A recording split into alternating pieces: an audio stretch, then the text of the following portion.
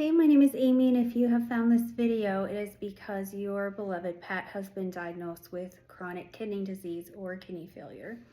First, I want to say I am so sorry because I know how sad and shocking of a diagnosis that can be, but please let me reassure you that it does not have to be a death sentence and that you can get many years with your baby with great quality of life if you follow all the right steps.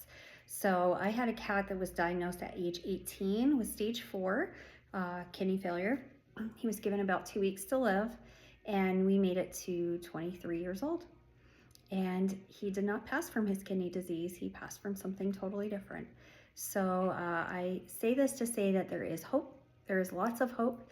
And I make this video for you with the sole purpose of being able to help other pet parents who are going through what I've been through, to pass on my knowledge from what I've learned from years of kidney kitties and tips and tricks that really made all the difference for me. So mostly I'm going to give tips about how to give fluids, because that is one of the most critically important things that you're going to need to be able to do for your baby to keep their health up.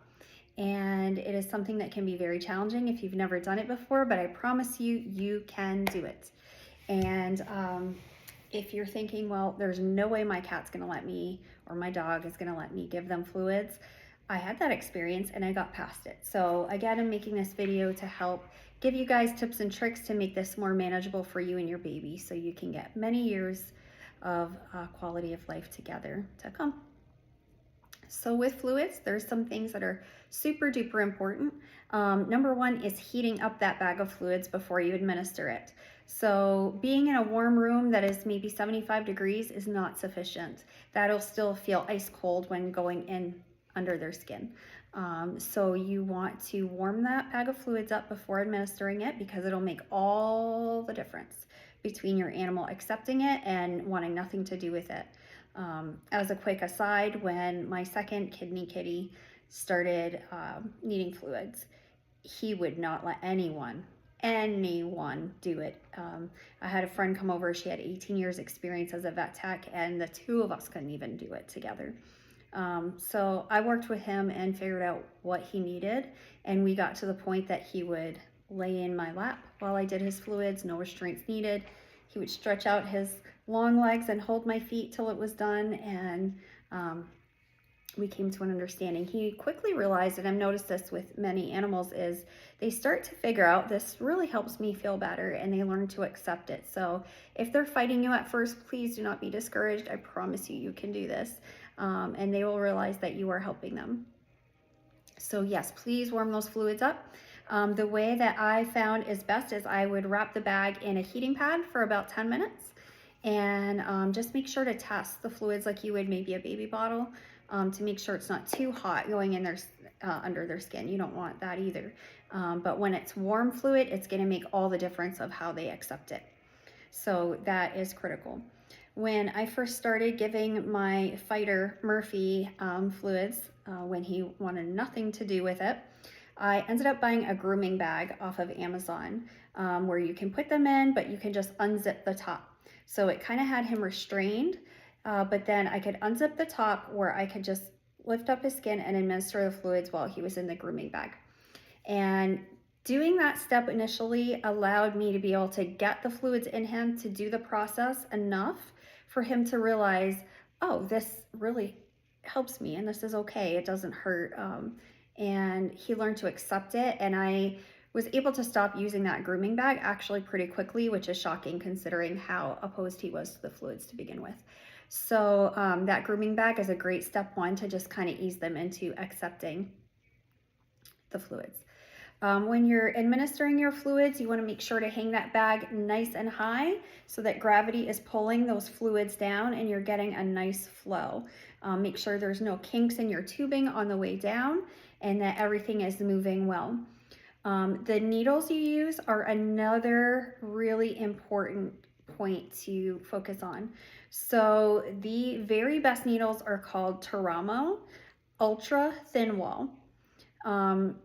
You really want to make sure you're using a high quality needle when administering fluids. Otherwise, it can be like a harpoon going in their skin. It hurts, it causes scar tissue and damage.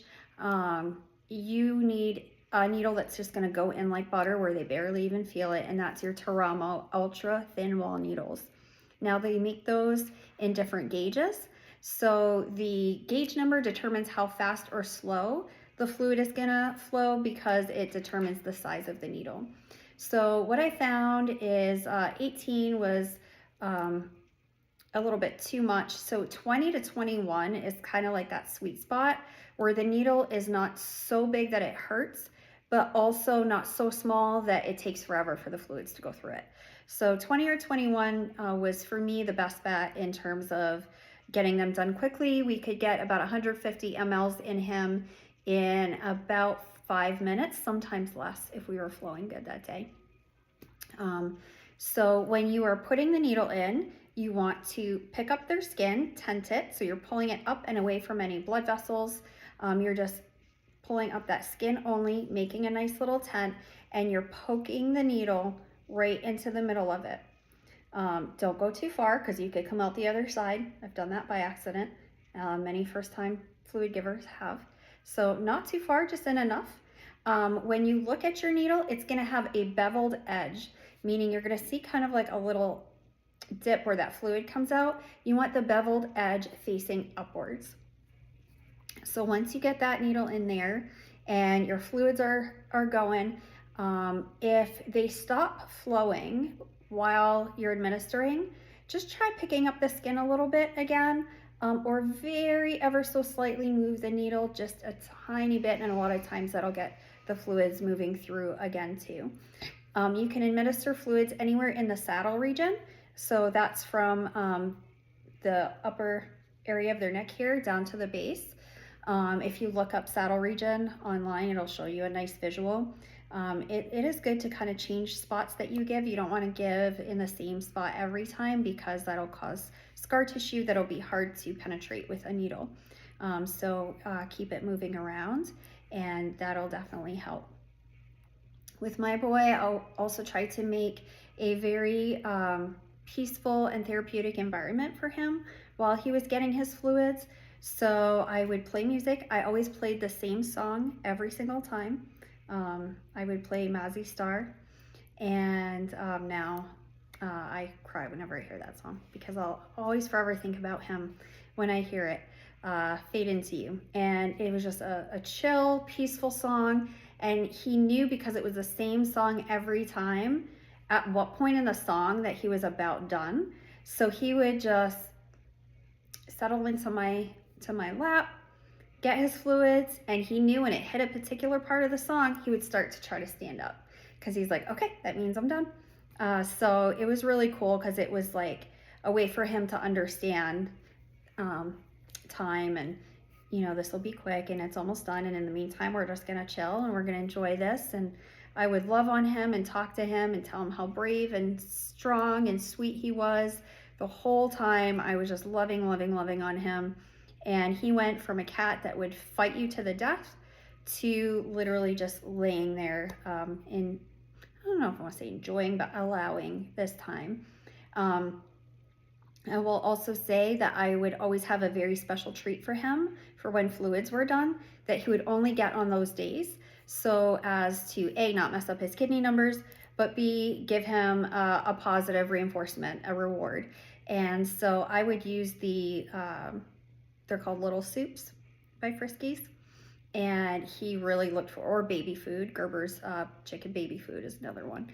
He would really look forward to those. So as soon as that part in the song came and he knew the fluids were done, he would stand up and he would immediately start licking his lips and meowing and looking for his treat. So I made it such that there was so much positive reinforcement and love poured into him during these times that he really came to accept the fluids. And not only did he accept it, but as soon as he was done his treat, he'd run and come find me and want to cuddle and love. So he was clearly expressing to me that he knew I was helping him. He definitely knew that.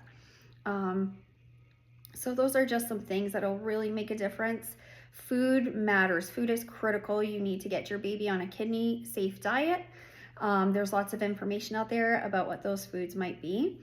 There's also a lot of information to be had that is tremendously helpful from a couple different sources that I found were so critical in giving such good information, advice when you need it, etc. One is there is a feline CRF support group through Yahoo. That group is filled with the most knowledgeable people when it comes to chronic kidney disease in pets, and you really want to join that group. It is a lifesaver. They also have a support group for people who have lost their pets. So that's a group I would highly recommend joining. I would also look up something called Tanya's CRF Guide. It's a comprehensive guide to chronic kidney disease. It is specific to cats, but it'll have information, I'm sure, that applies to cats or dogs, at least to a certain extent. To me, I would consider this like a Bible of CRF treatment. So this is something that covers everything and anything you ever need to know about treating a pet with CRF, also known as CKD, chronic kidney disease or chronic renal failure, are the acronyms I'm using. So Tanya's Guide to Feline CKD, I think it's called something like that. If you Google it, you'll find it, and it is the most helpful thing on earth when it comes to dealing with this with your pet. Vetfolio also has a podcast with a lot of really helpful information and new research. So that is something that I would also recommend. And my final suggestion when it comes to buying fluids, because it can get expensive, is to go through Walgreens using the GoodRx card. They can order you a case of fluids. So if you buy a bag of fluids from your vet or from another source, you might pay $30, $35 for one bag of fluids. With Walgreens, I was able to get a case of 12 bags, which would normally be $30 or so a piece, for $60-something for the entire case of 12. If they tell you that they don't have them or they can't get them, sometimes you need to push a little bit because they can. And they can order it from like a local hospital and stuff like that. So you might not get it for that same price. That was a couple of years since I have done that, but over the years and over the lives of 2 kidney cats, I was consistently able to get those fluids from Walgreens for that price. So hopefully you can still get them there. But that'll be a way to save you money for sure. Other than that, I wish you and your baby so much love and healing. I'm sending white light and positive healing vibes. Know you got this.